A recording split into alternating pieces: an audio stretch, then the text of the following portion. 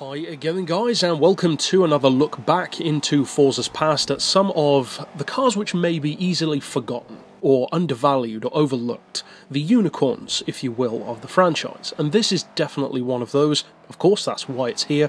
But even so, it's one of those unicorns which do pop up occasionally that are cars that you can easily forget about. Cars which even superfans of the franchise might just not notice when they slip away. There are certainly cars like that for me. I believe the Ferrari 550 GTS is also kind of one of those race cars that it just stopped being on the game.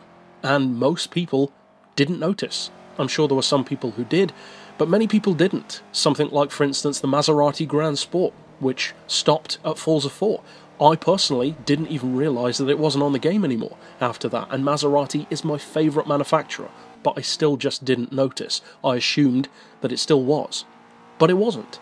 That is the case here as well. It's a car which you can almost imagine being on Forza 4. In fact, some of you are probably thinking, wait a second, surely this is on Forza 4. But no, it actually isn't.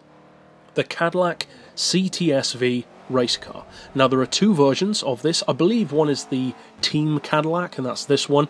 I believe it's called the Team Cadillac version, and the other one is the Team Remington shaving version. That one I think is a slightly higher PI level, if I remember correctly. They are both, though, S-Class vehicles. 690. So quite high in the S-Class, but still quite usable at the same time, certainly, against some road vehicles, for instance, up at that level. The kind of grip and cornering ability of a race car can always come in handy, certainly so. And being a Cadillac in the Pirelli World Challenge series, as this one was, Cadillac is, let's just say, very well respected in that series. They are a dominant force in the Pirelli World Challenge, and this car is no exception to that. It's a great race car, and one which follows the basic concept of a touring car, in effect, but at the same time it's kind of a mix between more of a Euro-style touring car in a general sense, but also with some of the aspects of something like a DTM car, with the more extreme power.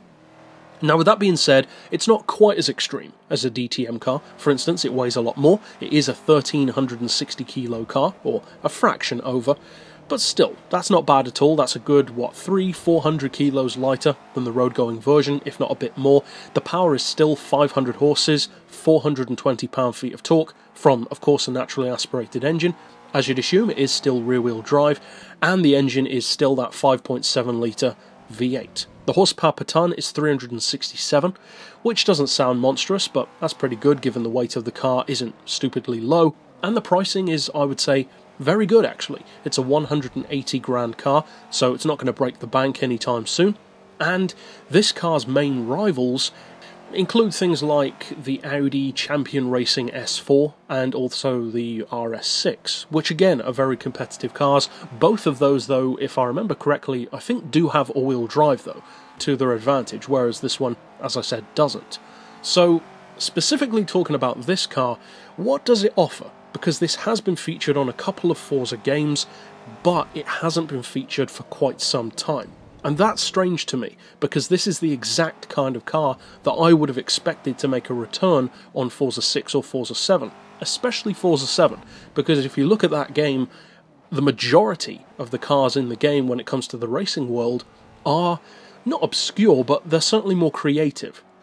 You don't just have the obvious choices in there. You've got older Grand Prix cars, you've got oddball stuff, some experimental vehicles even, Can-Am, various racing series like BTCC or ETCC style. So the fact that this one hasn't made a return, it isn't overly surprising. For instance, if it were to make a return, they'd probably just feature a new version like the ATS race car. But still, something like this making a return wouldn't have surprised me, and yet it still isn't there. Now, maybe it will be. That wouldn't surprise me, as I said, if they did feature a new Cadillac race car like that. But as far as this one goes, back on Forza 3, which is the most recent Forza that you can experience it on, I would say that this car is a really good example of a touring car, and it does a very good job of bridging the gap between just a straightforward touring car and what you'd expect from a touring car, and more of a GT machine, because although it does have the elements of being slightly more forgiving, which a touring car will often have, a bit more beginner friendly, that bit more forgiving, it allows you a bit more for a bit more room for mistakes, if you want to look at it that way. You can push it harder than something like, say, a GT2 or a GT1 car, and it will save you to some degree. It won't totally, but it will give you that extra little bit of help. Plus, a little bit of extra weight can help as well, grounding those tyres, giving you more grip through corners, and improving stability as well. However, at the same time, it does have that more aggressive edge than many touring cars, because some touring cars can feel, not just in Forza but on any racing game, that they're maybe a little bit underpowered. They have really good handling, but maybe not so much in a straight line. This car has no trouble there. It is powerful, it's torquey, it's got that big American lump under the hood, far larger, for instance, than most of its Euro rivals, and you can feel that power, for sure. Now, Cadillac is one of those manufacturers who, in a very similar way to Bentley, for instance, as far as road cars go, they're not really thought of as being as competitive as they actually are, because Cadillac road cars have this quiet efficiency to them. And I don't mean in terms of fuel economy, I mean in terms of performance. Cadillacs are a lot faster than you would initially think. Even ones which aren't straight up performance cars, ones from back in the day, for instance. Even their luxury models, some of them are very powerful. They're not necessarily going to beat everything else on the market, but they are deceptively good. Sleeper cars, if you will. And more recently, stuff like the CTS-V, which has just gone from strength to strength. This generation had 400 horsepower, then the next one had 550, now it's got, 640? It's getting to Hellcat levels of power, but in a luxury car body. And because it's a Cadillac, people don't think of it as being like a Hellcat. The reality is, it is like a Hellcat. It can take on cars like that. So when you take that essential raw ability of a road car, even from this generation with a similar lump to the Corvette with that 400 horsepower, which is no slouch anyway, and then turn that into a race car, well, the raw potential is just great to work with. I love using this race car. It's not necessarily going to beat everything, even within, say, the Pirelli World Challenge class against stuff like the Audis that I mentioned. It won't necessarily dominate them. It's not, after all, designed to. It's designed to be, to some degree, on equal footing. That's the whole point of having a racing series.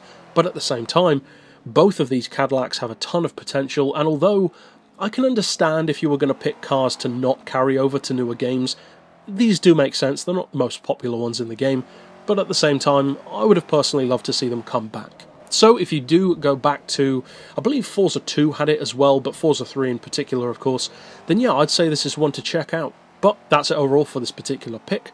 Of course, I'll see you guys next time, and for now, as always, thanks for watching.